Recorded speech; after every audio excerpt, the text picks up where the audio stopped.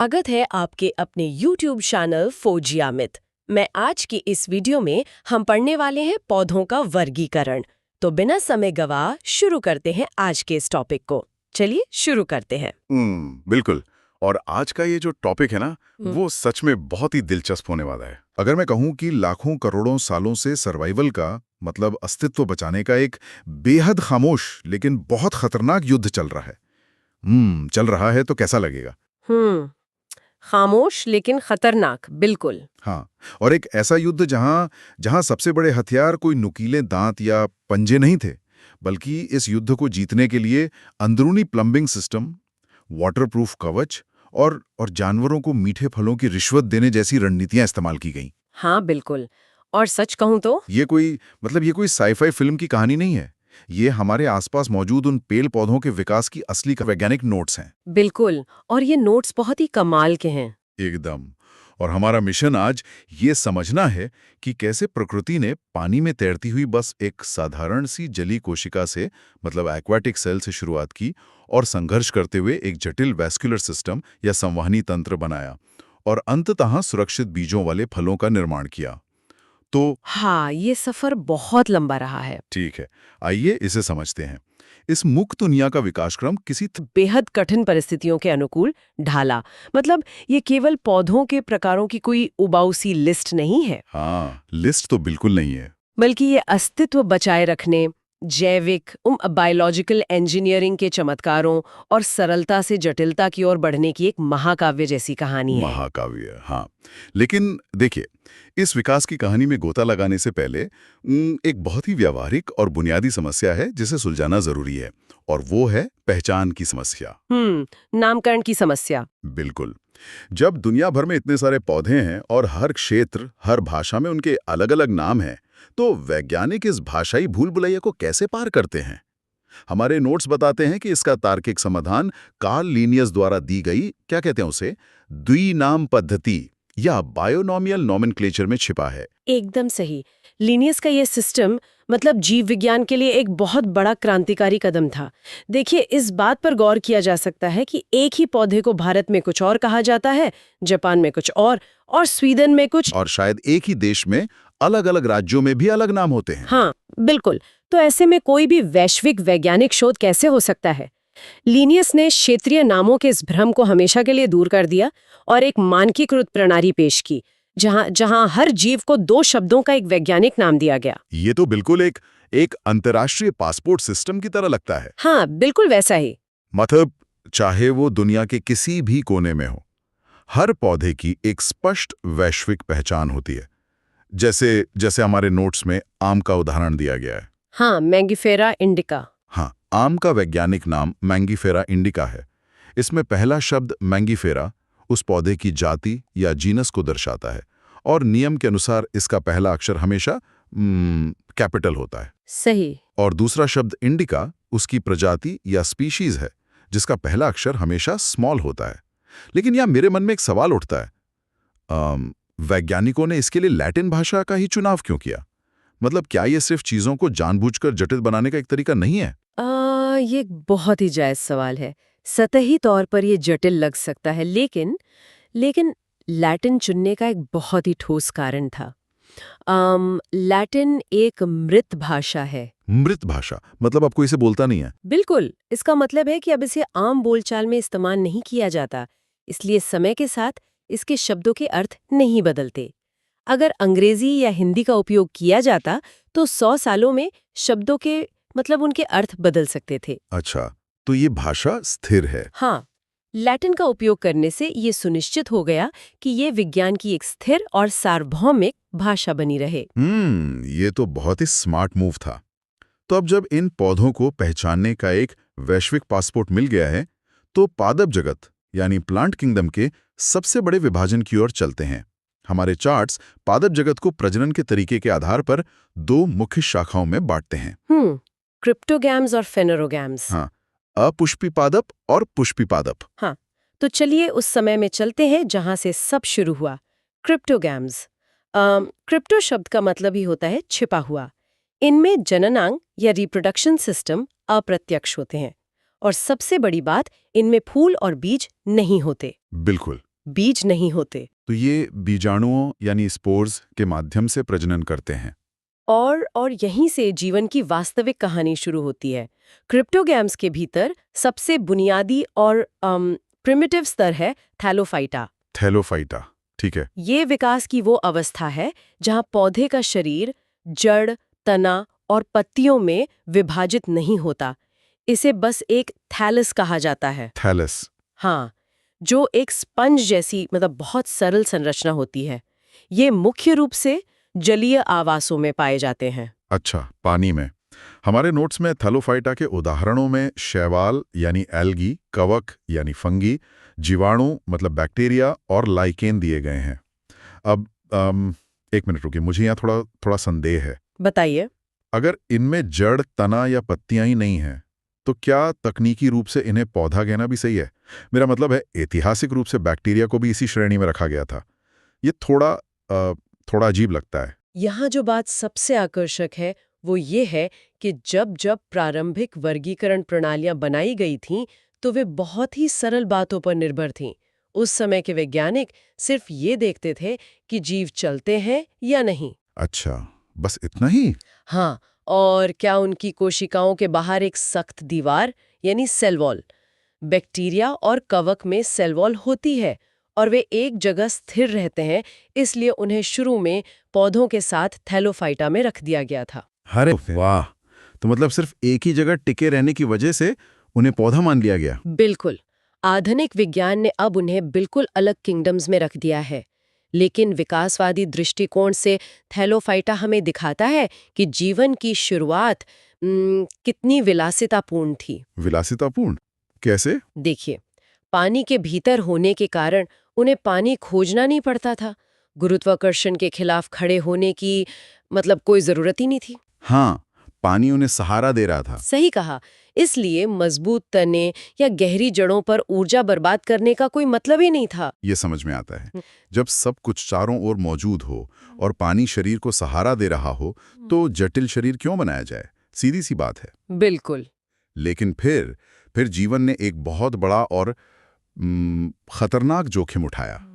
जलीय जीवन के बाद इन आद्य जीवों ने जमीन की ओर रुख किया, और जमीन का वातावरण तो उनके लिए एक रेगिस्तान जैसा था, सूखा, कठोर और गुरुत्वाकर्षण से भरा हुआ। बहुत ही चुनौतीपूर्ण। हाँ, ये बिल्कुल वैसा ही है जैसे जानवरों के साम्राज्य में उभयचर या एम्फीबियंस होते हैं, जो पानी और जमीन दोनों पर रह सकते हैं। पौधों की दुनिया में इस क्रमिक विकास के चरण को ब्रायोफाइटा कहा जाता है। ब्रायोफाइटा को पादप जगत के उभयचर कहना बिल्कुल सटीक है। ये पौधे भूमि पर तो आ गए, लेकिन वे पूरी तरह से मतलब जमीन के कठोर वातावरण के अनुकूल नहीं हो पाए थे। पूरी तरह से जमीन वाले नहीं बने थे। हाँ, प्रजनन के लिए और जीवित रहने के लिए उन्हें अभी भी बहुत अधिक नमी की आवश्यकता होती है। यही कारण है कि मॉस या पुरेला जैसे ब्रायोफाइट्स हमेशा नम दीवारों, चट्टानों की दरारों या गीली जगहों पर ही उगते हुए दिखेंगे, जहां थोड़ी सी भी नमी हो। बिल्कुल। और इसका मुख्य कारण यह है कि इनमें वास्तविक संवहनीय ऊतक मतलब वैस्कुलर टिश्यू पूरी तरह से अनुपस्थित होता है। वे पानी को स्पंज की तरह सोखते हैं, लेकिन उसे ऊपर की ओर खींच नहीं सकते। अच्छा, यहाँ यह वास्तव में बहुत दिलचस्प हो जाता है, क्योंकि संवहनी ऊतक ना होने का मतलब है कि वे ऊंचे नहीं बढ़ सकते। वे जमीन से चिपके रहते हैं, हमेशा नमी की तलाश में। बिल्कुल। लेकिन फिर विकास का अगला और शायद सबसे क्रांतिकारी चरण आता है टेरिडोफाइटा। ये वो जगह है जहां पौधों ने पहली बार अपना खुद का आंतरिक प्लम्बिंग सिस्टम विकसित किया। हाँ, प्लम्बिंग सिस्टम। ऊतक या वैस्कुलर सिलेंडर था। ये ठीक उसी तरह है जैसे किसी ऊंची इमारत में पानी चढ़ाने वाले पाइप्स का नेटवर्क होता है। बहुत सही तुलना है। अगर हम इसे व्यापक संदर्भ से जोड़ें तो इस एक जैविक नवाचार ने मतलब इस इनोवेशन ने हमारी पूरी पृथ्वी का नक्शा ही बदल दिया। वो कैसे? देखिए, इस प्लम्बिंग सिस्टम में दो मुख्य पाइप होते हैं, जाइलम और फ्लोएम। जाइलम भौतिकी के नियमों का उपयोग करके पानी के खिंचाव और सतही तनाव के माध्यम से जड़ों से पानी को गुरुत्वाकर्षण के खिलाफ सैकड़ों फीट ऊपर तक ले जाता है। बाप रे, सैकड़ों फीट! हाँ, और फ्लोएम पत्तियों में बने भोजन को पौधे के विभिन्न हिस्सों तक पहुंचाता है। तो टेरिडोफाइटा जैसे कि फर्न और एजोला के उदय के साथ ही पृथ्वी पर पहले घने और ऊंचे जंगलों का निर्माण हुआ। अच्छा, तो ऊंचे पेड़ ऐसे बने। बिल्कुल। और इन ऊंचे जंगलों ने वायुमंडल में इतनी अधिक मात्रा में ऑक्सीजन पंप की कि उसने अंततः विशाल जानवरों और डायनासोर के विकास का मार्ग प्रशस्त किया। ये तो गजब की बात है। एक प्लम्बिंग सिस्टम ने डायनासोर के आने का रास्ता बना दिया। लेकिन एक कमी अभी भी थी। वे इतने ऊंचे पेड़ तो बन गए, लेकिन अपनी प्रजाति को आगे बढ़ाने के लिए वे अभी भी बीजाणुओं यानी स्पोर्स पर ही निर्भर थे। हाँ, स्पोर्स पर। और स्पोर्स बहुत नाजुक होते हैं। ये हवा में तैरते हुए नग्न भ्रूण की तरह हैं, जिन्हें अंकुरित होने के लिए एकदम सही और नम वातावरण की जरूरत होती है। ये बहुत बड़ा जोखिम था। बहुत बड़ा। इसलिए प्रकृति ने एक और मास्टर स्ट्रोक चला, बीजों का निर्माण। और यहीं से पादप जगत के दूसरे प्रमुख भाग में प्रवेश होता है, पुष्पी पादप या फेनरोगैम्स। है तो बीज एक स्पेस कैप्सूल की तरह है। Space capsule. हाँ, क्योंकि बीज के अंदर न केवल एक छोटा सा सोया हुआ पौधा यानी भ्रूण होता है, बल्कि उसके शुरुआती विकास के लिए भोजन का एक पैकेट भी होता है। अरे वाह! और ये सब एक बेहद मजबूत सुरक्षात्मक आवरण के भीतर बंद होता है। ये बीज सालों तक कठोर मौसम में भी जीवित रह सकता है और उस सही समय आने पर अंकुरित हो सकता है। इस समूह को आगे 2 भागों में बांटा गया है, जिम्नोस्पर्म और एंजियोस्पर्म। ठीक है, जिम्नोस्पर्म।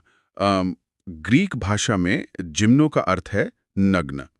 तो इन पादपों के बीज बिना किसी आवरण के विकसित होते हैं। मतलब ये किसी फल के अंदर क्या कहें सुरक्षित नहीं होते। इनमें फूल भी नहीं होते हैं, बल्कि उनके स्थान पर कोन्स होते हैं। हाँ, जैसे पाइन या चीड़ के पेड़ों में देखने को मिलते हैं। बिल्कुल। इनके तने बहुत लंबे और मजबूत होते हैं और पत्तियां नुकीली सुई की तरह होती हैं। साइकस, रेडवुड, ये सब इसके उदाहरण हैं। ये बहुत प्राचीन और सख्त जान वाले पौधे लगते हैं। वे वास्तव में पृथ्वी के कुछ सबसे कठोर जीवित जीव है। ये एडिटिव इवोल्यूशन यानी सरलता से जटिलता की ओर निरंतर यात्रा के सिद्धांत का एक बेहतरीन उदाहरण है। प्रकृति हमेशा पुरानी संरचनाओं में कुछ नया जोड़कर उन्हें बेहतर बनाती है। जिम्नोस्पर्म्स ने बीज तो बना लिए थे, लेकिन उन्हें किसी अतिरिक्त बाहरी आवरण में सुरक्षित करने का तंत्र अभी विकसित नहीं किया था। वे ठंडे और बर्फीले वातावरण के लिए बहुत अनुकूलित है, इसीलिए उनकी पत्तियां सुई जैसी होती हैं। सुई जैसी पत्तियों का क्या फायदा है? ऐसा होने से पत्तियों की सतह कम हो जाती है, जिससे पानी का वाष्पीकरण कम होता है और बर्फ उन पर टिक नहीं पाती, जिससे डालियां टूटने से बच जाती हैं। क्या बात है, प्रकृति का अपना डिफेंस मैकेनिज्म।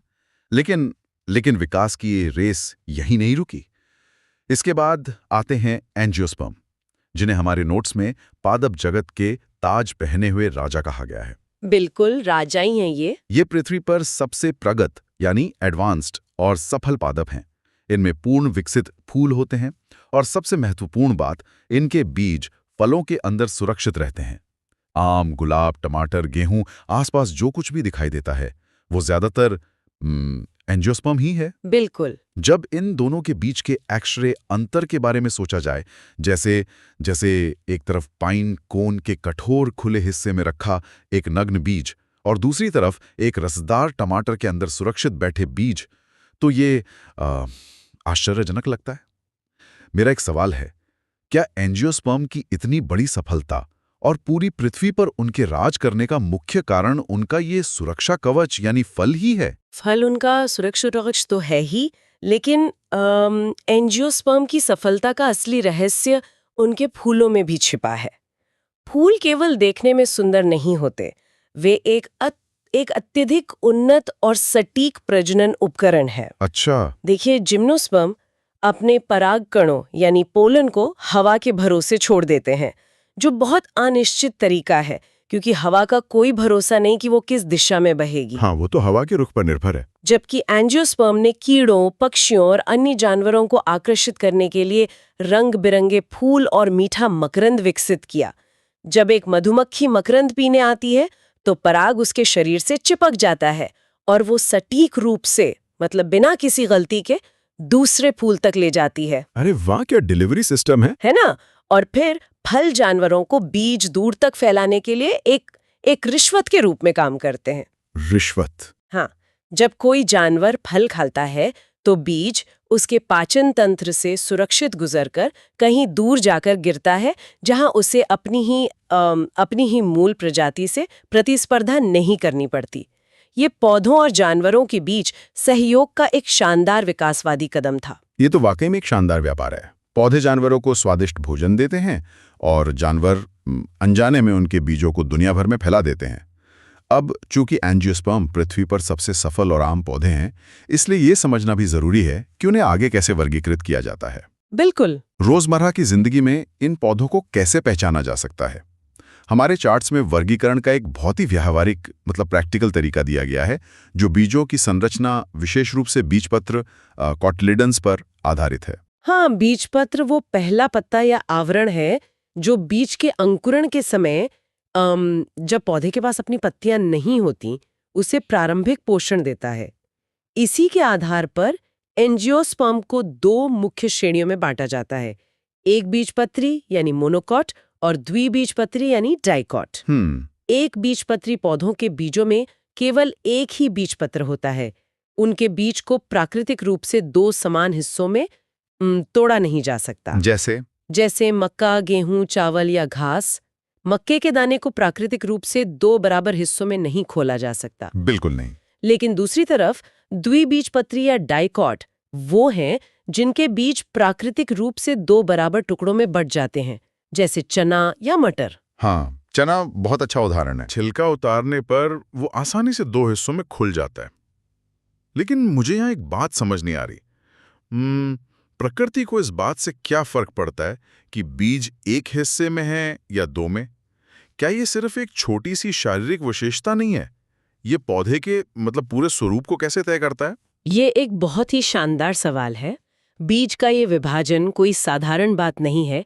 ये पौधे के पूरे इंजीनियरिंग डिजाइन को बदल देता है। अच्छा। इसे पत्तियों और जड़ों से समझा जा सकता है। मोनोकॉट पौधों की पत्तियों में नसें एक दूसरे के समानांतर चलती हैं, जिसे पैरेलल वेनेशन कहते हैं। ये संरचना पौधे को तेजी से बढ़ने में मदद करती है, जैसे घास बहुत तेजी से बढ़ती है। हाँ, घास तो रातों रात बढ़ जाती है। और उनकी जड़ें रेशेदार या झकड़ा फाइब्रस रूट होती हैं। ये जड़ें मिट्टी की ऊपरी सतह पर फैल जाती हैं ताकि बारिश की हल्की सी बूंदों को भी वाष्पित होने से पहले तुरंत सोख लें। और डाइकॉट में इसके बिल्कुल विपरीत होता है। इनकी पत्तियों में नसें एक जाल सा बनाती हैं, जिसे जालिका रूपी शिराविन्यास या रेटिकुलेट वेनेशन कहते हैं। बिल्कुल, ये जाल जैसी संरचना चौड़ी पत्तियों को एक मजबूत ढांचा या कंकाल प्रदान करती है ताकि वे अधिक से अधिक धूप पकड़ सकें। और सबसे बड़ा अंतर जड़ों में है। जड़ों में क्या होता है? डाइकॉट की एक मुख्य जड़ होती है जो गहराई तक जाती है, जिसे मूसला जड़ या टैप रूट कहते हैं। गुलाब या आम इसके बेहतरीन उदाहरण है। आम जैसे विशाल पेड़ों को तेज हवाओं में टिके रहने के लिए और जमीन के बहुत नीचे से पानी खींचने के लिए इन गहरी मूसला जड़ों की ही आवश्यकता होती है। तो बीज का एक या दो हिस्सों में बटा होना वास्तव में उस पौधे के जीवित रहने की पूरी रणनीति का ब्लूप्रिंट होता है। क्या बात है। इसके अलावा आकार के आधार पर भी एक वर्गीकरण होता है। शाक हर्ब, हाँ। जिनका तना कोमल होता है और ऊंचाई बहुत कम होती है, जैसे पालक। पालक। फिर झाड़ी श्रब, जिनका तना थोड़ा कठोर होता है और ऊंचाई 1 से 3 मीटर तक होती है, जैसे गुलाब। और अंत में वृक्ष, ट्री, जो विशाल होते हैं और जिनका तना बहुत मोटा और लकड़ी वाला होता है, जैसे आम। बिल्कुल सही। और आयु के आधार पर भी इन्हें बांटा गया है। 1 वर्षीय या एनुअल, जैसे गेहूं जो अपना जीवन चक्र 1 साल में पूरा करते हैं। द्विवर्षीय बाइनियल, जैसे केला जो 2 साल जीवित रहते हैं। और बहुवर्षीय पेरिनियल, जैसे आम, जो कई दशकों तक फलते फूलते हैं। तो इस सब का क्या मतलब है? क्या मतलब है? इसका सीधा सा मतलब यह है कि जीव विज्ञान का ये ज्ञान सिर्फ किताबों तक सीमित नहीं है। सुनने वालों के लिए ये एक नया नजरिया हो सकता है कि अगली बार जब भी कोई बगीचे में जाएगा, किसी घास की पत्ती में समानांतर नसों को देखकर तुरंत अंदाजा लगाया जा सकता है कि ये एक मोनोकॉट है और जमीन के नीचे इसकी जड़ें रेशेदार होंगी। बिल्कुल। या गुलाब के पत्ती के जाल को देखकर समझा जा सकता है कि यह एक डाइकॉट है और इसके बीज 2 हिस्सों में बंट सकते हैं। जड़ों को उखाड़ने या बीज को काटने की कोई जरूरत नहीं है। पत्तियां ही पौधे के पूरे इतिहास की गवाही दे देती हैं।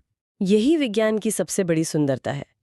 मतलब जब ये पैटर्न समझ में आ जाते हैं तो दुनिया को देखने का नजरिया पूरी तरह से बदल जाता है। तब हर पत्ती, हर फूल, हर जड़ विकास के उस लंबे सफर का एक एक जीवित दस्तावेज बन जाती है जिसे कोई भी पढ़ सकता है। हाँ, बिल्कुल। तो आज की इस पूरी चर्चा ने यह साबित कर दिया है कि पादप जगत स्थिर या उबाऊ नहीं है। ये एक महाकाव्य है। ये देखा गया कि कैसे जीवन ने पानी की सुरक्षित गोद में मौजूद सरल जलीय कोशिकाओं थैलोफाइटा से शुरुआत की, हम्म। फिर जमीन पर अपना पहला कदम रखा ब्रायोफाइटा के रूप में, जहां वे अभी भी नमी के मोहताज थे। हम्म। उसके बाद टेरिडोफाइटा के रूप में अपना खुद का अंदरूनी प्लम्बिंग तंत्र बनाकर गुरुत्वाकर्षण को मात दी। सही। फिर सूखे और कठोर मौसम से अपने भ्रूण को बचाने के लिए जिम्नोस्पर्म के रूप में बीजों का निर्माण किया, और अंततः इस विकासवादी रेस के शिखर पर पहुंचे एंजियोस्पर्म, पादप जगत के ताज पहने राजा, जिन्होंने फूलों की सुंदरता और फलों की सुरक्षा के साथ कीड़ों और जानवरों को अपना साथी बनाया और पूरी पृथ्वी पर अपना साम्राज्य स्थापित किया। ये पानी में तैरने से लेकर जमीन पर राज करने तक की एक अविश्वसनीय कहानी है। हाँ, यह एक बहुत लंबी और सफल यात्रा रही है, लेकिन यह एक महत्वपूर्ण प्रश्न खड़ा करता है। क्या प्रश्न? विकास की ये लंबी यात्रा यहाँ समाप्त नहीं होती है। इवोल्यूशन एक निरंतर चलने वाली प्रक्रिया है। देखिए, यदि पौधों ने अपने अस्तित्व को बचाने के लिए करोड़ों वर्षों के संघर्ष में पानी की आवश्यकता को छोड़ दिया, हवा से परागण की जगह कीड़ों का उपयोग करना सीख लिया और नाजुक स्पोर्स से विकसित होकर फलों के अंदर सुरक्षित बीजों तक का सफर तय किया है। हाँ, इतना सब कुछ किया, तो आज जब पूरी दुनिया मानव निर्मित जलवायु परिवर्तन, लगातार बढ़ते तापमान और भयंकर सूखे का सामना कर रही है, तो पौधों के विकास का अगला चरण क्या होगा? ये तो सोचने वाली बात है। क्या अत्यधिक गर्मी और पानी की भयंकर कमी से बचने के लिए ये ताज पहने राजा अपने मीठे रसदार फलों का आवरण त्याग कर कोई नई और भी अधिक कठोर संरचना विकसित करेंगे? क्या आने वाले कुछ लाखों वर्षों में पृथ्वी के जंगल आज के जंगलों की तुलना में बिल्कुल अलग और शायद अधिक सख्त दिखेंगे? बाप रे, ये विचार सच में रोंगटे खड़े कर देने वाला है। क्या भविष्य के पौधे वापस अपनी अपनी प्राचीन कठोर संरचनाओं की ओर लौटेंगे, या वे कुछ ऐसा नया और उन्नत बनाएंगे जिसकी आज कल्पना भी नहीं की जा सकती? श्रोताओं के मन में भी ये सवाल जरूर गूंज रहा होगा।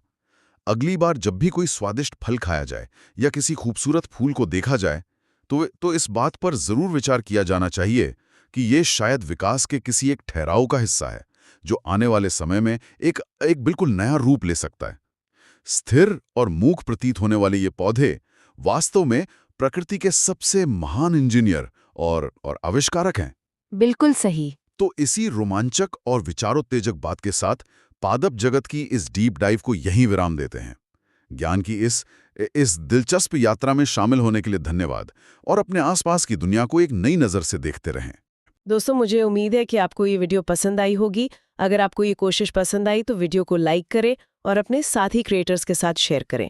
सीखते रहिए, सिखाते रहिए। जय हिंद।